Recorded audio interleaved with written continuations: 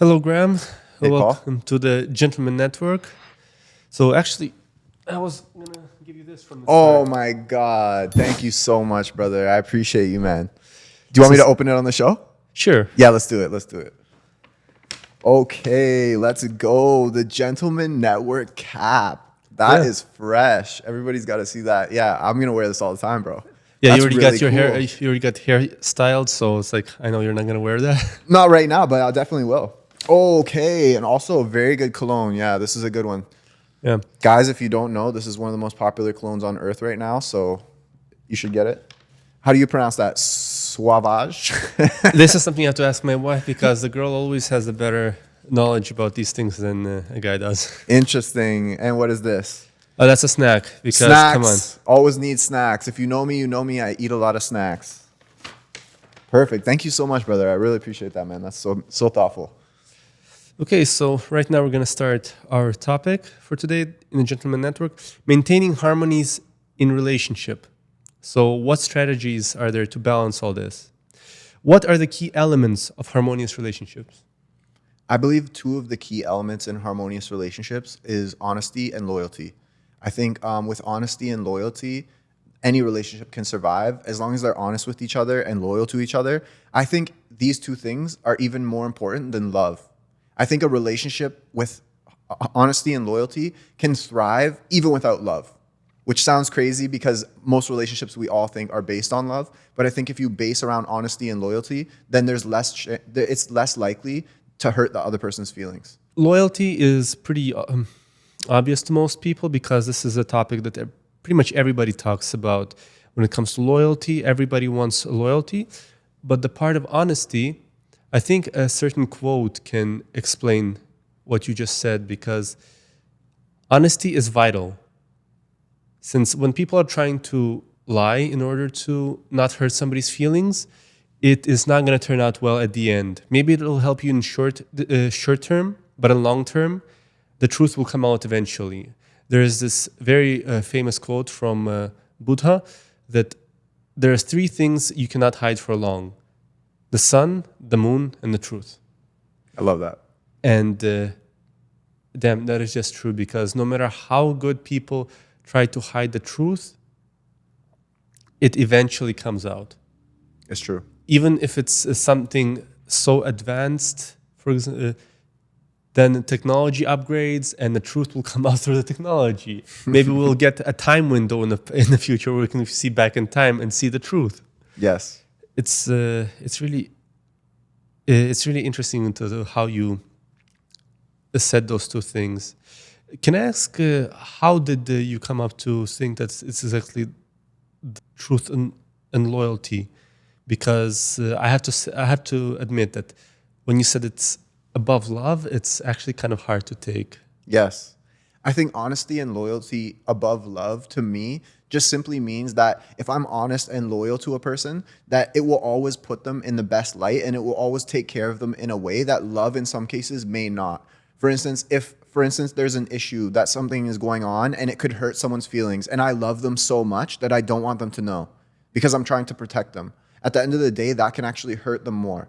But if I'm loyal to them and I'm honest with them, then regardless if I don't want to hurt them or not, I have to tell them and I have to help them through that situation as an honest and loyal person. So I think if you're a loving person and you care a lot, but you're willing to lie, that could potentially hurt someone more than just being simply honest and loyal without the love emotion associated. Even if you do feel the love, I think honesty and loyalty, if it's put first, could potentially protect the person more.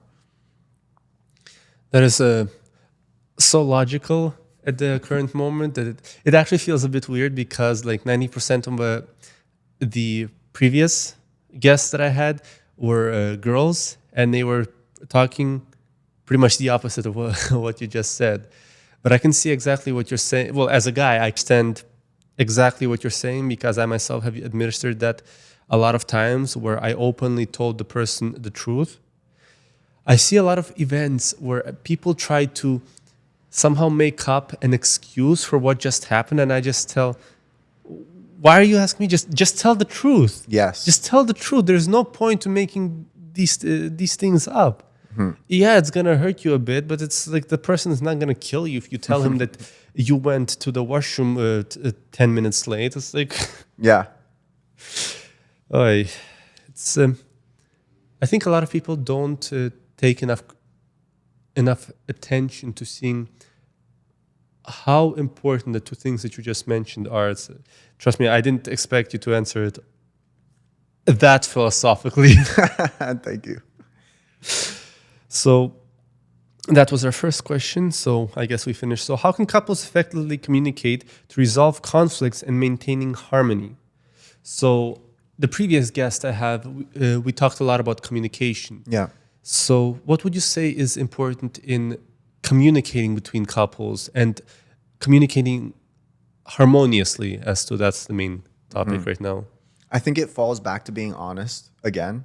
I think honesty is so important because to be harmonious with your relationship, right? And to have proper communication, sometimes that's very difficult. And to have like that, to have the ability to drop all the fears and just tell people the exact honest to God truth, that I think will improve communication in the long run so much, because over time, slowly you will build up like a confidence in the other person's ability to take any news. So it's like, if I've told her this and I've told her that and I've told her that over all the years, then in the future, I know how she reacts to things. And that allows me to feel confident to tell her more. So I think there's two parts of this. One is to be communicative in the beginning as a man or a woman to your partner. And then also on the other side, to be understanding as the person who's being told, so that if I don't freak out, she knows that she could tell me anything. And then that communication moving forward only grows stronger. And then slowly over time, you guys tell each other everything. There's nothing that can really like mess it up. And you know, if something did happen that's bad, or if something that you're afraid to tell her, you know that she will take it with an understanding notion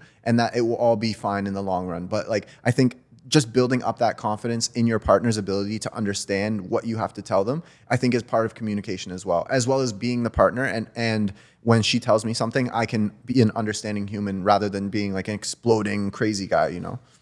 Yeah.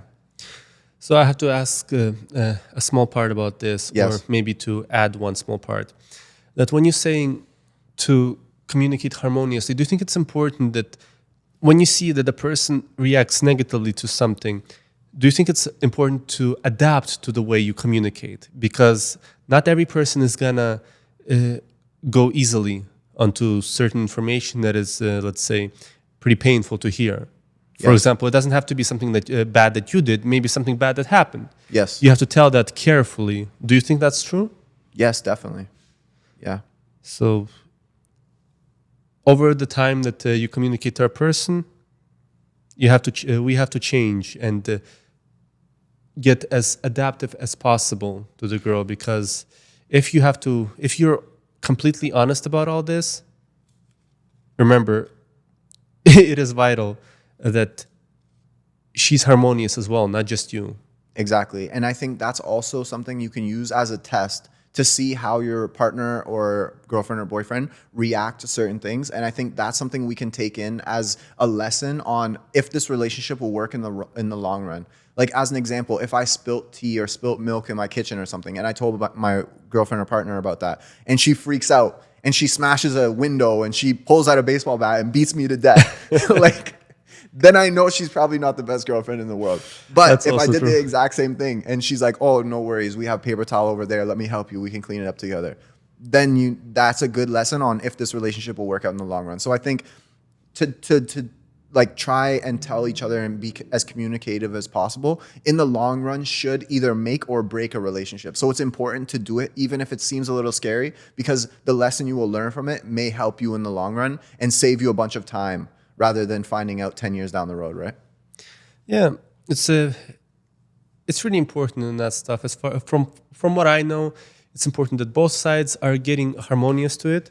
Yes. And also, how to say this?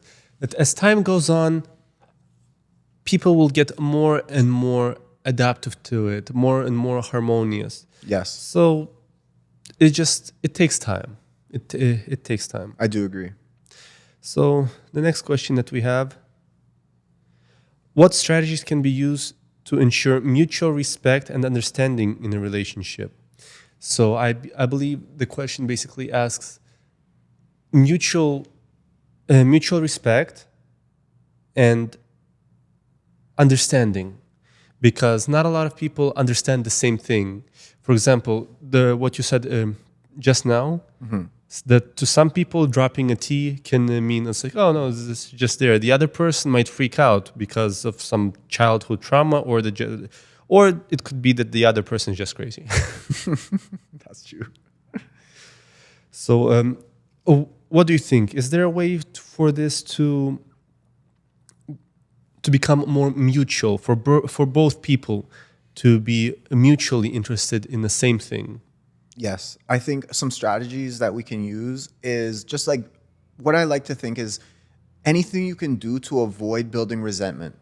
I think resentment is the number one killer of all relationships. So if there's a possibility to be more honest about things that are going wrong, to be more communicative, even if it's not involving the relationship. Like if I've had a hard day at work and I come home and I explain, listen, my day was extremely hard today. Like I'm not in the best mood ever. I want you to know that so that you don't think I'm taking it on you. Something like that, just that simple sentence can relieve a lot of pressure for your partner, because now she could assume that I'm upset with her when realistically, like I was just yelled at all day. I've had a bunch of issues at my work, whatever the case may be is, right? So I think being communicative like that can help lift the feeling of resentment, because if I did come home and I was upset and I say took that out on my partner, then now she may feel something in her heart that she's upset with me. So then the next day when I see her again, now she's less loving or more upset, more angry. And then slowly over time, that little bit, even if it's just a tiny small bit of attitude or just not answering questions 100% honestly or whatever the case may be, I think over time that can build up into a place where it explodes. And a lot of the times when resentment explodes, the truth comes out. People say how they really feel. And at that time, they're so angry and their chemistry in their body is so toxic that they just tell you the most mean things. Even if they don't mean it, they can just say it because the resentment has built. But I feel like if we're honest from the beginning, if there's a bar that measures the resentment, it's always low. And even when there is like a small argument, there's not like a month's worth of explosions that come out. It's literally just simply from that day, and you cancel it out and move forward. And I think that's something that's also important to that note, is being forgiving. You know, like it doesn't mean you have to forget. Like you should always remember when people are doing things that have like bugged you, or so you know that it did bother you, but also being somewhat forgiving so that it doesn't stick on your shoulder, you know, so you don't hold it every day. Like if yesterday, you know, she spilled paint on my shoes or something, it's like the next day I don't want to be like, oh, remember that time you spilled paint on my shoes? Like you don't want to just keep bringing it up and up and up. There's a part of you that has to be somewhat forgiving, like in an understandable manner. And I think as long as we're forgiving and we're communicative, the resentment doesn't build, and then there's no explosion. And that's usually how I see relationships ending, is there's some kind of resentment that builds and then it explodes, and then they hate each other after that, and then they go their separate ways, and then, you know, 3 months down the line they feel better about it, they lose that anger in their heart, and next thing you know they're either friends again or they get back together or something like that. Yes, this is so common among most of the couples that especially the part where you mentioned about coming home from work. Mm-hmm. And one person is just was angry the whole day because he cannot let out his anger on the boss. Yes. So some guys or girls, when they come back home, they release it on their partner, and that is just so bad, because then you start to fight. Then you have no idea why you're fighting or why it started to begin with. So this is very important, and especially when it comes to guys coming home and being angry at someone, it's like, be very careful not to let it out on a girl. And you might accidentally do that because girls take it indirectly. She's often, if you come home and you're, let's just say, grumpy, she will think that she's gonna think that you're angry at her. Try to be more detailed and explain to her that I'm coming home from work, I'm just a bit grumpy because of the stuff I had at work today. So just don't think don't think that I'm grumpy at you. Yes. Yeah, to add to that note, I think it's important to not think about each other as adversaries and think about each other as teammates. So it's like, if I've had a hard day at work, I would expect, if I told like my partner that she would be more of like a teammate about it and be like, oh, you've had a hard day? Well, don't worry. Let's do something fun. Let's go for a quick walk. Let's go to the movies. Let's go eat some dinner. Like, let's do something to get your mind off that. That's how a real partner and a teammate should work, rather than being like, oh, you had a tough day? Well, guess what? It's about to get worse. Like, something like that. Yeah, that's also sadly common. I remember from personal experience, there was Yeah. this event where a uh, person was obsessed with playing this poker app. I don't even remember what in the world it was called, but the person kept losing and losing and losing. And then when I asked him to go um, to the store, the person just yelled at me at the full, even though we basically didn't even talk that day. And at the end, it all turned out because he lost that game on the app. Yeah. So again, this from personal experience. This is one of the I wanted to say something similar to the coming home from work. Yes. It was similar things. Yeah, I think it's important for us to not play the blame game, you know? Don't blame people, Yeah. be accountable. So I guess number 4 is, how can couples balance individual needs with the needs of the relationship? So this is, I think, very important. How can you balance things that you want personally and things that that she wants or both of you want? Yes. How can we balance that? I think this is a very interesting question, especially because as time goes on, people grow, right? And people sometimes grow in different directions. So I think this actually, in my opinion, starts before you even get into the relationship. It's about building yourself with who you want to become and what you want to do with your life. And hopefully on that path, you meet someone else who's on a similar path. They also want similar things from their life. And they're also doing similar things as far as maybe work or what their hobbies are or their side missions or whatever they do, right? And I think that allows both of you to have similar interests, similar goals, a similar mission. And then when you come together, now your needs are also similar. And there's always going to be differences. And that's why communication and honesty and all those things help with that. But if you can align in a way where you both have a similar goal, then actually now you have two people working on the same goal. So you can get a lot further in life if you and your partner are both working harmoniously towards a similar goal. And there will always be differences. And I think it is important to have those like things that you do by yourself, so you both have some time to just like think. And it's also helpful sometimes to miss each other a little bit, because then when you do see each other, it's more romantic. You're more like happy, you know, to see each other rather than spending all your time together. So I think having like a similar goal in mind, you know, like having an alignment as far as the things that you want to accomplish in life, it just helps the balance as far as doing things together. But also having some side goals that you both know about, you're both honest with, it just helps with like having your own time as well as your own friends, and just like having some time apart, I think is also pretty healthy. Yeah, one of those space times, I believe, as people call it. But I also think that this mutual interest Yes. is so important. It's not obviously important. Same goals is what's vital, but mutual interest is something that's extremely helpful, if you ask me. And I believe that if the person you met likes something that you never heard about, try to learn it, Yes. because you'd be surprised how at the end it can turn out to be something that is surprisingly interesting, or something that you've been looking for your whole life. This is, always try something new. Just, again, if you tried it before and you didn't like it, fine. That's okay. You can explain to her why you didn't like it, and then both of you will understand. But if it's something you never tried before, you at least must try. Yes. And it also helps you learn about your partner more too. Yeah, Yeah. that's actually something I should have mentioned, but forgot. It's a really good thing that you mentioned it. And also, she's going to be very happy that you're at least trying to learn for her. Yeah. And in some of the basics, you might even be able to help her. And she will try to return this to you, this back to you. This is a very, very, and I'll say it again, very helpful in life. I'm saying this from personal experience. Yep. So, what role do trust and honesty play in achieving and maintaining harmony in a relationship? So, actually, you already mentioned the honesty part, Yes. and so let's just focus on the second part. What would you say about trust? How does it help you in harmony?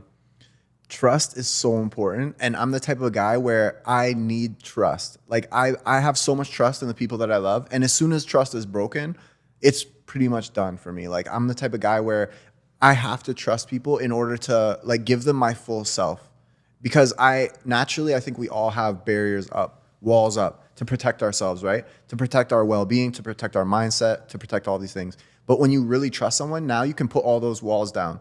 Like, for instance, I have friends, we were having a conversation the other day when they said, oh, you talk a lot. They said, I talk a lot. When the truth is, I'm actually pretty quiet. I don't talk a lot. I don't say a lot to people I don't know. But to my friends, people I trust, I talk so much. I tell them everything. I literally, like, for me, there's no barrier. Like, I'll just be completely transparent with them, right? And it's like, that all has to do with trust. For someone who I don't trust, who doesn't know me, they may think I don't speak. They may think I literally don't speak their language. But the truth is, I just don't trust them. So I think, like, trust at the end of the day all comes down to just like how people act, how like you've learned them to be over a certain amount of time. I think time adds to trust. I've had friends for 20 years. Like, we trust each other completely, like, with our entire life, you know? And then someone that I may know of for a week or 2 weeks, slowly that trust is building. And it doesn't mean I don't trust them. It just means that the trust is young. It just needs to grow a bit older. As that trust grows older, then now we're more transparent with each other, which means we can trust each other with more. And as that slowly grows, eventually you have a strong relationship that's built on trust. And those type of relationships, I feel like you can accomplish anything with. As you mentioned, that when the trust is broken, it cannot exactly be rebuilt back into what it was before. Never. I believe it will never be. I think this would be very adaptive to a small video that I saw previously, and it was a glass of wine with wine in it. Yes. And then the glass of wine was broken. It was taped back with duct tape, and the wine was poured in again. So the glass was still holding some of the wine, but a lot of it was leaking. So it cannot be rebuilt exactly into what it was before. So is that what you're saying? Yes, 100,000%. Anyone in my life that I've trusted my entire life, I would die for, I would do anything for, I'm completely loyal to, I'll tell anything, there's nothing to hide. But someone who has broken my trust will never know the full truth of my life. They'll never see the things that I'm doing. They'll just never get the full 100%. They may get a 10%. They may still be able to have communication. I'm not that cold-hearted. I still love them at the end of the day. But the trust has to be there in order to get that full transparency. And I think we should all think about that when you have friendships and you want to build them and you want to build like a strong group of friends in life. Just like make sure you maintain trust between you all. Anything else can happen. You can have fights, you can have whatever, but as long as you still trust each other, I think your relationship will remain strong for the rest of life. And that's a very wonderful explanation. And I like how you mentioned that during trust, you talk a lot, right? Yes, when I trust someone. And so this can be built into something that I learned in the past about talking and building trust together. That when you're on a first date, for example, if you listen to a girl and actually pay attention to what she tells you, she's going to be building more and more trust in you. Yes. And she's going to be so charmed by you, you'd be surprised. And this doesn't actually have to be a date, even if it's just with another friend. Yes. If you simply listen to a person and try to pay more attention to what he has to say, the person is really going to like you. So, ironically, one of the most charming things you can do during, let's say, a meeting or a date is listen. Yes. And when I say listen, not be silent and looking at the ceiling, but actually listen and pay attention to what the person is saying. Yes. That is one of the most charming things ever. Yes, and I think like a perspective we can all take from that is not only listening, but learning, right? We can learn about each other. Like I have questions and just being curious, I think is also important. Like be curious about your friends, even ones you've known forever. If you see them like in a new shirt or a new shoe or a new haircut or something, like just ask them, well, why'd you do that? What's up with this? Like just ask more questions about your friends and you'll be surprised. You'll learn things about your friends that you didn't even know. Sometimes I find out my friends have like brothers and sisters I never even knew. It's like we've been friends for 10 years. I didn't know they had an older sister. Just like random questions. So it's like, I think not only listening, but learning, you know, asking the right questions and things that I'm interested in about them. And it also gives them an opportunity to teach me about them as well. So that's a good opportunity, I think, to build relationships stronger. Also, another benefit I know from listening, and this more has to do with dating. Yeah. That you mentioned that you can learn that the person has a sister and stuff like that. Yeah. When you listen to a girl and again, pay attention and learn, you can learn a lot of good things about her and what she likes. Yep. So the next time, on the next date, if you bring back something that she was talking about, and this doesn't have to be something expensive. This can be something as tiny as Kinder Surprise. Maybe she said her favorite candy is Kinder Surprise. Yes. And if you bring that to her after on the second date, whoa, dude, basically you won already. You don't need a third date. Yes. I could tell you a little story about this before we wrap up. My girlfriend likes palm trees, right? She loves palm trees. She's from a tropical place, so she likes palm trees. So when I was traveling once, I went to the Middle East. I was doing business over there. I had some business associates. I was over there, and they sell a lot of gold there. So I decided to do some jewelry shopping. I bought her a necklace, actually 2 necklaces, because she also likes dolphins. One was a dolphin and one was a palm tree, and they sit together. They're both 18 karat gold, and they just sit over each other, like the dolphin's below, like he's in the ocean, and the palm tree's above. And Wow. when I showed her these necklaces, she lost her mind. She was so happy, and she still wears them all, like, to this day. And one of the chains broke once because I don't know why. It just ended up breaking, and she was so upset because she knew the amount of time and effort and care that I put into buying that now she associates all of those emotions with the piece. If anything happens to the piece, she's so upset. And that just comes back down to listening to what she likes and then actually following through and doing something about it and then confronting her and giving it to her like in a special way. And all of these emotions are wrapped around this simple necklace. It makes it feel so much more special than if I just went and bought her like, a diamond cross or whatever, like whatever, a very simple thing. Yeah. Again, Graham, it was awesome talking to you. Yeah, thank you for having me, Paul. I really appreciate it. And I love the Gentleman Network. I think it's good for what you're doing for young men out here. Yeah, let's do that. There you go.